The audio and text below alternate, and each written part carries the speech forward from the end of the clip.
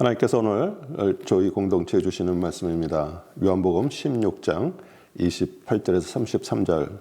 요한복음 16장 28절에서 33절. 내가 아버지께로 나와서 세상에 왔고 다시 세상을 떠나 아버지께로 가노라 하시니, 제자들이 말하되 지금은 밝히 말씀하시고 아무 비사도 하지 아니하시니, 우리가 지금에야 주께서 모든 것을 아시고 또 사람의 물음을 기다리시지 않는 줄 아나이다. 이로써 하나님께로서 나오심을 우리가 믿삼나이다. 예수께 대답하시되 이제는 너희가 믿느냐? 보라, 너희가 다 각각 제 곳으로 흩어지고 나를 혼자 둘 때가 오나니 벌써 왔도다. 그러나 내가 혼자 있는 것이 아니라 아버지께서 나와 함께 계시느니라. 이것을 너희에게 이름은 너희로 내 안에서 평안을 누리게 하려 함이라. 세상에서는 너희가 환난을 당하나 담대하라. 내가 세상을 이기었노라 하시니라. 아멘. 오늘 저는 본문 말씀을 가지고 아버지께서 나와 함께 계신다라는 제목으로 말씀을 증거하겠습니다. 우리 한 꼬마가 기착칸을 두리번거리고 돌아다녀서 부모를 잃은 것 같아 도와줄까 하고 물었더니, 아니요, 기차를 처음 타봐서 어떻게 생겼는지 구경하고 있어요, 이렇게 말해서, 그런데 부모님은 어디 계시니? 이렇게 물었더니, 우리 아빠가 이 기차의 기관사예요, 이렇게 자랑스럽게 대답했습니다. 우리 미국은 자녀가 그 부모님이 다니는 그 회사를 견학하는 날이라는 이름으로 매년 4월 넷째 주 목요일에 자녀들이 부모의 직장에 찾아가서 경험을 하고요, 또 미래에 대한 꿈을 키울 수 있도록 하는 행사가 있습니다. 아빠가 기관사로 운전하고 같이 타고 있기에 혼자서도 무서워하지도 않고요, 또 구경을 하고 즐기고 있습니다. 여러분도 그 인생의 기차를 타고 가면서 도저히 사람이 해결할 수 없는 그런 일들이 생겨도 주님이 함께 계신다면 두려움보다 담대한 마음으로 살아가실 것입니다. 예수님이 하늘 아버지 하나님으로부터 세상에 와서 하나님 나라를 세우시고요, 그 인류의 죄를 제거하시려 십자가에서 지시고 죽으시고요, 또 부활하셔서 오셨던 곳, 그 하늘로 돌아갈 시간이 되었습니다. 예수님의 그 모든 소망이었던 제자들은 예수님이 돌아가신다는 그 사실에 두려워 떨며 낙심하고 있을 때 주시는 말씀입니다. 담대하라, 내가 세상을 이겼노라고 이렇게 말씀하십니다. 하나님의 자녀된 우리도 살아있는 동안에 그 어려움 환난은 찾아올 것이지만 그리스도께서 함께 계심을 믿으시기 바랍니다. 우리 성령 하나님을 통해 하나님께서 함께 하신다는 뜻이 깨달아져 정말 담대하고 평안한 마음으로 살아가기를 축원드립니다. 28절, 내가 아버지께로 나와서 세상에 왔고 다시 세상을 떠나 아버지께로 가노라 하시니, 여호와 하나님은 천지 만물을 말씀으로 창조하셨고요, 또 사람은 땅의 흙으로 지으시고 생기를 그 코에 불어넣어서 살아있는 육체가 되게 하셨습니다. 예수님은 그 하나님의 입에서 나온 그 말씀 르하흐, 유대 소녀 그 마리아에게 잉태되어 육신으로 땅에서 태어나셨습니다. 지금 지구에 부모님을 통해서 땅에서 태어난 70억 넘는 그 사람들이 살다가 병이 들거나 나이가 들어서 한 사람도 예 없이 죽어가고 있습니다. 전도서 1장 4절, 한 세대는 가고 한 세대는 오되 땅은 영원히 있도다. 인간이 소유하고 누릴 수 있는 그 모든 것을 향유하고 살았지만 솔로몬 자신도 죽는 날이 가까운 시점에 하나님 없는 인생의 모든 활동과 소망은 철저하게 허무함을 고백합니다. 육신의 아버지를 통해서 이 세상에 첫 창조돼서 태어나서 살다가 하늘 아버지로부터 다시 태어나지 않으면, 즉 그 새 창조가 일어나지 않으면 세상을 떠날 때 영의 아버지 하나님의 계신 곳으로 갈 수가 없습니다. 어렸을 때 유년부에서 이렇게 율동을 하면서 돈으로도 못 가요 하나님 나라, 힘으로도 못 가요 하나님 나라, 거듭나면 가는 나라 하나님 나라, 의미도 모르고 했던 생각이 납니다. 요한복음 3장 3절에 예수께서 대답하여 이르시되 진실로 진실로 내게 이르노니 사람이 거듭나지 아니하면 하나님 나라를 볼 수 없느니라. 예전에 교회 새신자가 오면요, 예수님 영접했냐고 물어보고 잘 모르겠다, 안 하겠다고 하면 로마서 10장 9절 10절 말씀을 가지고 영접을 시킵니다. 내가 만일 내 입으로 예수를 주로 시인하며 또 하나님께서 그를 죽은 자 가운데서 살리신 것을 내 마음에 믿으면 구원을 얻으리니 사람이 마음으로 믿어 의에 이르고 입으로 시인하여 구원에 이르느니라. 처음이라서 무슨 뜻인지 잘 모른다 이렇게 말하면 무조건 입으로 시인해라고 이렇게 말하고요.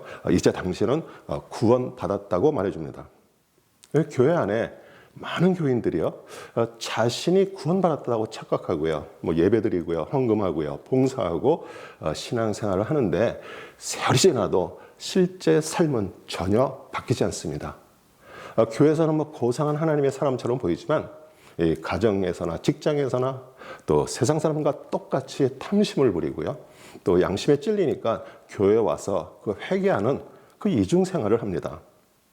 예수를 주로 시인하고 그 예수 그리스도가 주인 왕이 아니라 자신이 주인이 돼서 자신이 원하는 믿음, 자기 믿음대로 하나님이 모든 것을 해주기를 바라며 세월만 갑니다. 교회는 다녀도요, 절대 성경책 하나님의 말씀을 읽지 않고요, 자신이 상상으로 만든 그 하나님을 우상처럼 섬깁니다. 이 거듭남은 하늘로부터 다시 태어나는 것으로 그 하나님의 입에서 나온 말씀을 생명처럼 읽고 묵상하지 않으면 그냥 이 땅에서 세상 사람들처럼 육신으로 누리고 살다 땅에 묻히고 인생 허무하게 끝납니다. 매일 성경 읽기 그 에스겔서에 정말 무섭고 엄한 하나님의 말씀이 있습니다. 에스겔 33장 13절, 가령 내가 의인에게 말하기를 너는 살리라 하였다 하자. 그가 그 공의를 스스로 믿고 제약을 행하면 그 모든 의로운 행위가 하나도 기억되지 아니하리니 그가 그 지은 제약으로 말미암아 곧 그 안에서 죽으리라. 예수 그리스도를 통해서 죄인에서 의인으로 구원받았어도요, 자신의 생각과 자신의 길을 따라 사는 그 제약을 행하면 모든 의로운 행위, 예배, 전도, 헌금, 그 모든 행위가 하나도 하나님 앞에 기억되지 않고 그 지은 죄로 죽는다고 말씀하십니다. 14절에 가령 내가 악인에게 말하기를 너는 죽으리라 하였다 하자.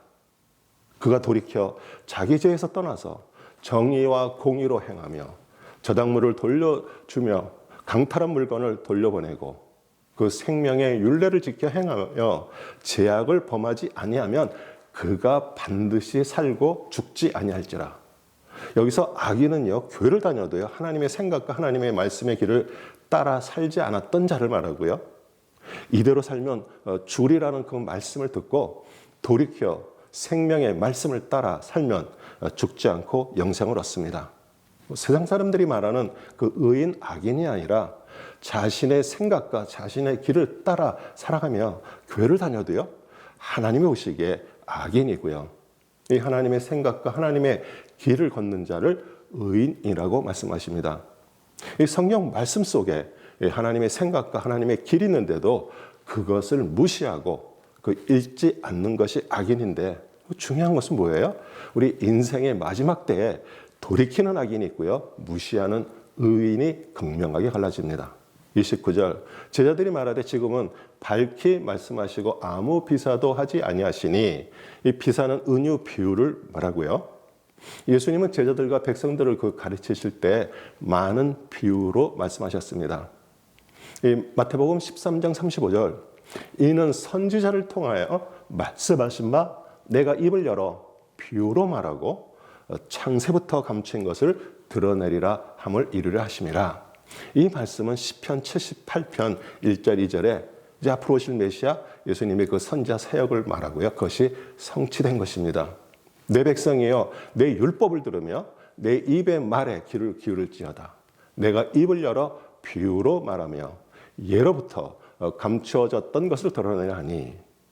예수님이 말씀하신 비유는요, 당시 사람들이 일상적으로 접하는 씨 뿌리는 것, 양 치는 것, 결혼식 같은 그런 친숙한 소재를 사용했고요, 이해하기 쉬운 이야기를 통해 하나님 나라와 진리를 전달하셨습니다. 예수님은 비유를 통해 들을 게 있는 자는 들을지어다 이렇게 말씀하시면서 단순한 지식으로 받아들이는 것을 넘어 마음으로 깨닫고 그 반응하는 사람들에게 진리가 드러나도록 하셨습니다. 그러므로 그 예수님을 거부하고 배척하는 사람들에게 그냥 그저 재미있는 이야기로 들렸지만요, 진정으로 하나님을 찾고 따르려는 사람들에게는 그 비유 속에 담긴 깊은 의미를 깨닫게 했고요. 또 가끔 제자들에게도 한적한 곳에서 비유를 풀어서 설명하셨습니다. 그러므로 예수님은 정말 효과적으로 복음을 전파하고요, 듣는 사람들의 그 영적인 상태에 따라 진리를 깨닫게 하고요, 그들의 삶에 그런 실제적인 변화를 이끌어내신 탁월한 분이셨습니다. 이 30절, 우리가 지금에야 주께서 모든 것을 아시고 또 사람의 물음을 기다리시지 않는 줄 아나이다. 이로써 하나님께로서 나오심을 우리가 믿삼나이다. 31절, 예수께서 대답하시되 이제는 너희가 믿느냐? 지난주 말씀에 예수님이 이제 공적인 사역을 하시고 3년이 지나고요, 제자들과 같이 가이사랴 빌립보에 가서 그 하나님의 계시로 베드로에게 알게 하신 그 예수님이 주는 그리스도시요 살아계신 하나님의 아들이라는 것을 우리 제자들이 다 모두 알았습니다.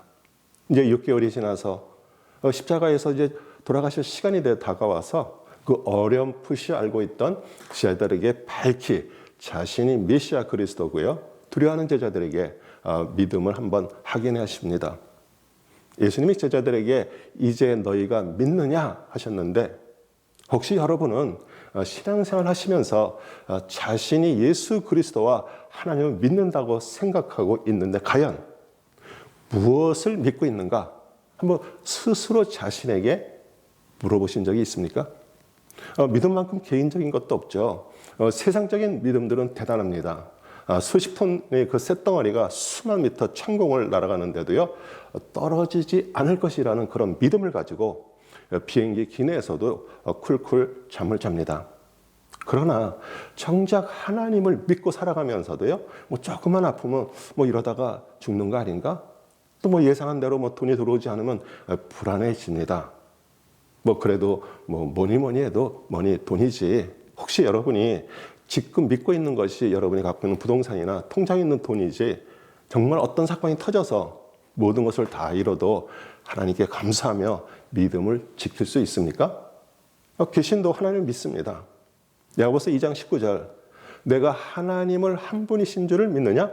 잘하는도다. 귀신들도 믿고 떠느니라. 예수님은 제자들에게 너희가 믿느냐 말씀하시면서 너희의 믿음이 시험을 받을 때가 왔다고 말씀하십니다. 32절, 보라 너희가 다 각각 제 곳으로 터지고 나를 혼자 둘 때가 오나니 벌써 왔도다. 그러나 내가 혼자 있는 것이 아니라 아버지께서 나와 함께 계시느니라. 이 다음 장 요한복음 17장은요, 제자들과 그 올리브 기름을 짜는 틀이라는 이름의 뜻을 가진 겟세마나 동산에서 예수님 자신을 위해서, 또 제자들을 위해서, 또 제자들을 통해서 복음을 들은 모든 믿는 자들을 위해서 정말 기름을 짜는 것처럼 땀이 핏방울 떨어지듯이 기도하시는 내용입니다. 그리고 기도가 끝나자 가룟 유다가 데려온 군사들과 그 대제사장 종들에게 체포되자 제자들은 모두 도망가고 예수님만 혼자 남았습니다. 내가 혼자 있는 것이 아니라 아버지께서 나와 함께 계시느니라. 그 아버지 하나님과 아들 예수 그리스도는 하나입니다. 마태복음 1장 23절, 보라 처녀가 잉태하여 아들을 낳을 것이요 그의 이름을 임마누엘이라 하리라 하셨으니 이를 번역한즉 하나님이 우리와 함께 계시다 함이라. 예수님의 이름이 임마누엘이고요, 하나님이 함께 하신다는 뜻인데, 하나님은 어떤 상황을 만들어 우리가 갖고 있는 그 믿음을 시험하십니다. 사랑하는 사람을 데려가시기도 하고요, 사방을 다 막아 놓으신 것처럼 친구도 자녀도 물질도 막고 끊으십니다. 여기서 하나님과 바른 관계를 맺은 믿음을 가진 성도와 하나님을 그 머리로 알고 믿고 있는 그 생각하는 성도로 갈라집니다. 대형교회에서 존경받고요, 교회 모임과 봉사 섬김에 진심이신 권사님이 계셨는데 남편이 방으로 소천하시고 혼자 되셨습니다. 그 배우자의 사별이 정신과 의사들이 말하는 스트레스 지수 100입니다. 그동안 한 번도 경험해보지 못한 그런 고통과 홀로 된 외로움 속에 그 와인을 조금씩 드셨는데 이제는 와인 없이는 잠을 주무실 수 없는 상태까지 되셨습니다. 저는 누구를 정죄하려고 말하는 것이 아니라 그 신앙생활 하시면서 자신이 정말 무엇을 믿고 있고 또 시험이 찾아올 때 예수님처럼 아버지 하나님과 함께 계신다는 확신이 있느냐, 그것을 우리가 시험해 보는 것을 말하는 것입니다. 우리의 믿음이 진짜인지 가짜인지 확인하는 말씀입니다. 고린도후서 13장 5절, 너희는 믿음에 있는가? 너희 자신을 시험하고 너의 자신을 확증하라. 예수 그리스도께서 너희 안에 계신 줄을 너희가 스스로 알지 못하느냐? 그렇지 않으면 너희는 버림받은 자니라. 제자들에게 예수님의 전부였고요. 잡히시기의 마지막 밤, 그 겟세마네 동산에서 같이 기도하자고 말하셔도요, 그들은 슬픔에 빠진 잠만 자고 있었습니다. 우리가 읽지는 않았지만 바로 앞 24절에 지금까지 너희가 내 이름으로 아무것도 구하지 아니하였으나 구하라. 그리하면 받으리니 너희의 기쁨이 충만하리라. 혼자 있어도 혼자가 아니고요, 주님이 계신다는 것을 우리가 구하는 기도를 하기 때문입니다. 하나님께 어떤 응답을 얻기 위해서 구하는 기도를 한다고 우리는 오해를 하는데요. 기도는 하나님과 하나가 되는 것, 즉 임마누엘 관계를 유지하는 것이 구하는 것이고 기도입니다. 우리가 하나님께 구하고 기도하면 응답은 항상 옵니다. 그런데 우리가 원하는 대로 오지 않고요, 하나님이 원하는 응답이 오기에 받지 못했다고 불평을 합니다. 십자가에서 죽으시고요, 우리를 구원하신 구원자 예수님이 3일 후에 부활하신 그리스도로 여러분의 주인, 왕, 주님이 되셨다면 하나님의 영이 여러분 안에 계심으로 33절이 여러분의 것이 될 것입니다. 이것을 너희에게 이름은 너희로 내 안에서 평안을 누리게 함이라. 세상에서는 너희가 환난을 당하나 담대하라. 내가 세상을 이기었노라 하시니라. 세상에서 받는 환난 좋아하는 사람 아무도 없습니다. 만약 여러분이 하나님의 자녀라면 분명히 환난을 당하게 될 것입니다. 예수 그리스도와 같이 하나님과 깊은 관계를 맺기 위해서 허락하신 환난입니다. 다시 말하면 하나님께서 우리를 시험하시기 위해 허락하신 것이기에 믿음을 가지고 기다리면 하나님께서 다 처리하십니다.